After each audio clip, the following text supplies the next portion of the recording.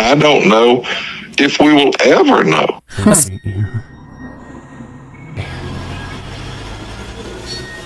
You're gonna die. I don't want to do this. Eyes in the lake. A Spelman College instructor and her fiancé, a high school teacher and a coach, they grab their boat and head out to a Georgia lake to celebrate his birthday. But they never returned. We're rebuilding a story that we don't know the ending to. They found her body the next day floating, still clutching on to her cell phone. But he is nowhere to be found, missing now for almost 3 weeks. We are doing everything we can to provide closure to the family. The clues left in the boat that rescuers say were unusual, and what was found near her floating body that has authorities scratching their heads.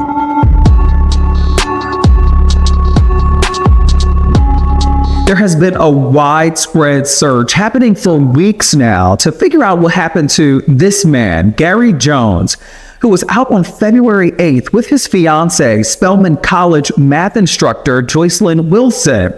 They were at Lake Oconee, about 75 miles east of Atlanta in rural Putnam County, Georgia. They were seen on surveillance video separately at a gas station and their hotel before they met up to celebrate Jones's 50th birthday together on his small boat. But as the sun was setting that evening, something bad happened, something that the sheriff's office has been trying to make sense of. It's a maze of limbs and trucks of trees.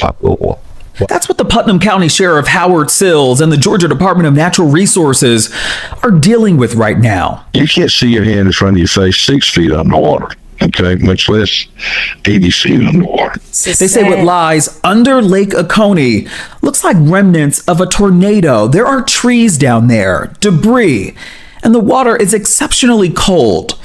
Richard Pickering of the Emergency Dive Response Team telling WSB, the ABC affiliate in Atlanta, The biggest thing that we're dealing with here at this lake is the weather. And what I mean by that is the temperature and the rain and having to work in these conditions. The water temperature on the surface is 53 degrees. Down at the bottom, it's closer to 42. which is also making it hard for cadaver dogs to pick up the scent of a human body. But it has been getting warmer in Atlanta, which led to a break in the case over the weekend. The canines were actually able to alert consistently in an area that we are very focused on, and that is why Georgia State Patrol, Sheriff's Office, and DNR are all working that area actively right now. February 8th, surveillance video showing the couple putting their 12-foot John boat into the water in Lick Creek at Fishtail Marina. It was around 3:30 in the afternoon, somewhat of an unusual time to start your journey on the water. That day, the sun was setting around 6:12 p.m. What we're basically doing is we're rebuilding a story that we don't know the ending to. It was around 5:30 p.m. that someone working at a nearby lake house heard high-pitched noises. He heard the high pitch of the engine. It was going wee, and he was running wide open. The boat was empty, the engine idling in a circle about 7 miles out onto the lake. No sign of Gary Jones or Joycelyn Wilson. That was until the next day. Joycelyn's body was found floating with her cell phone still clutched in her hand. Sheriff Sills says that she had enough air in her lungs to keep her afloat, but also he said that this was not your typical drowning. There was a sufficient amount of air in her lungs to give her buoyancy and prevent her body from going to the bottom. Jerry Dworkin, an aquatic safety and water rescue expert, telling the NBC News affiliate WXIA in Atlanta that there's something known as the 1-10-1 rule. But you have 1 minute to get your breathing under control. Otherwise, you begin to hyperventilate as a result of the cold water. You have 10 minutes of purposeful movement to self-rescue yourself. And if there's no platform or no boat to climb back onto, whatever, after 10 minutes, she'll be absolutely exhausted. And you have about 1 hour before you succumb to hypothermia. He says I wonder what happened. I was thinking of freak boating accident, but evidently police are thinking something different. sometimes in cold water, your body can have a spasm, blocking your airway, preventing more water to get into your lungs. Joycelyn's body sent to a state crime lab where an autopsy was completed. The sheriff adamant that there's a lot more that we don't know about this story. He would not elaborate on the results of that autopsy, though. Are you seeing anything in your work that may determine this could be something bigger? Not that I can discuss at this time. The key is finding Mr. Jones's body here. That's going to answer a lot of questions. And he's right. Gary Jones's body has not been found, and there's been a slew of theories as to what happened to him. Investigators searching the boat and finding his hotel room key card, wallet, and his driver's license. There were also snacks and a cookie cake on board.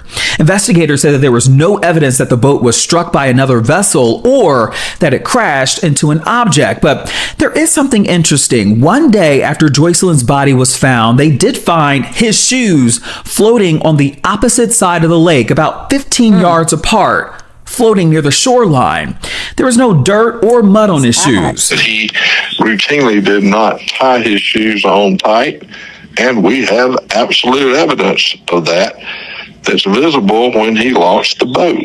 So if you were out there in the water struggling to swim or something like that and kicking, it certainly wouldn't have been hard for your shoes to come off, would it? First responders reaffirming that they are committed to finding Jones and will continue to use cadaver dogs, sonar technology, dive teams, and aerial support to put all the pieces together.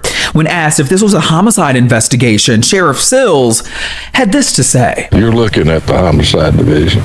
Okay. It's been engaged since I found out about it. There are just some peculiarities about all of it, some of which I'm not going to elaborate on at this time. Do y'all think this is a homicide?